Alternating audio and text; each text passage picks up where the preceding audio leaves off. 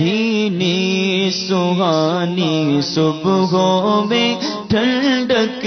جگر کی ہے، کلیاں کھلی دلوں کی ہوائیں کدھر کی ہے۔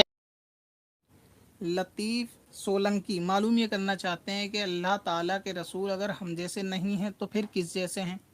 جبکہ قرآن پاک میں اللہ تعالیٰ کے رسول نے فرمایا کہ میں تمہاری طرح کا ایک انسان ہوں۔ دیکھیں اس کا جواب تو علماء اہل سنت نے بارہا دے دیا ہوگا، آپ نے اس کے تعلق سے بہت ساری ویڈیو امید ہے کہ دیکھ بھی لی ہوگی، مگر بعض سوالات ایسے ہوتے ہیں کہ آدمی کو اگر اس کا جواب دے بھی دیا جائے پھر بھی اس کے اعتراضات باقی رہتے ہیں۔ حضور علیہ السلام کا یہ فرمانا تو یہ اللہ تبارک و تعالیٰ نے فرمایا کہ آپ ان سے فرماؤ کہ آپ ان جیسے ہیں۔ حضور علیہ السلام کا ہم جیسا یعنی ان کا بشر ہونا تو طے ہے کہ حضور علیہ السلام بشر ہیں، بشریت کا انکار کوئی نہیں کرتا، مگر یہ کہ ہم جیسے بشر نہیں ہیں بلکہ وہ نورانی بشر ہے، یہ اہل سنت کا عقیدہ ہے۔ اب اگر کوئی حضور علیہ السلام کو بشر ہی نہیں مانتا تو وہ شخص کافر ہے، اور اگر کوئی شخص نورانیت کا قائل نہیں ہے تو وہ شخص گمراہ ہے۔ اور حضور علیہ السلام کا عاجزی کے طور پہ یہ کہنا کہ میں تم جیسا بشر ہوں، یہ اس لیے کہ جتنے پچھلے دور میں انبیاء علیہ السلام آتے تھے، جب وہ اپنے معجزات دکھاتے تھے تو کافر ان کو یہ کہا کرتے تھے کہ شاید یہ جادوگر ہیں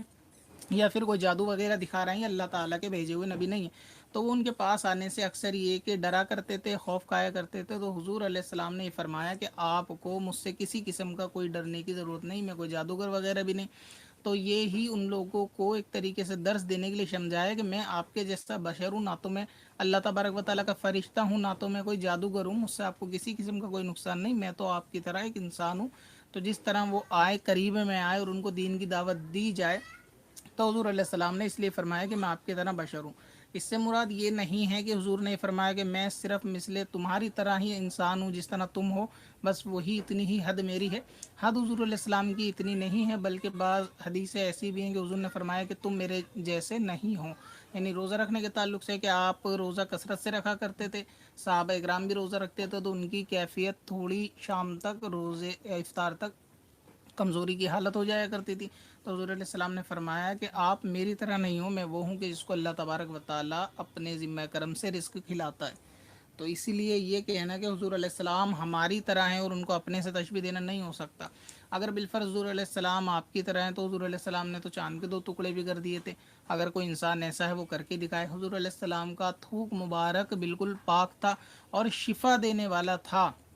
صحابہ کرام سے اس کا کھانا ثابت ہے، لہٰذا اگر وہ آپ ہی کی طرح انسان ہے تو آپ اپنا یہ حرکت اپنے گھر کی ایک دفعہ کھانے میں ایک بار کر کے دیکھیں، اور کوئی اس کھانے کو کھاتا ہے یا نہیں کھاتا۔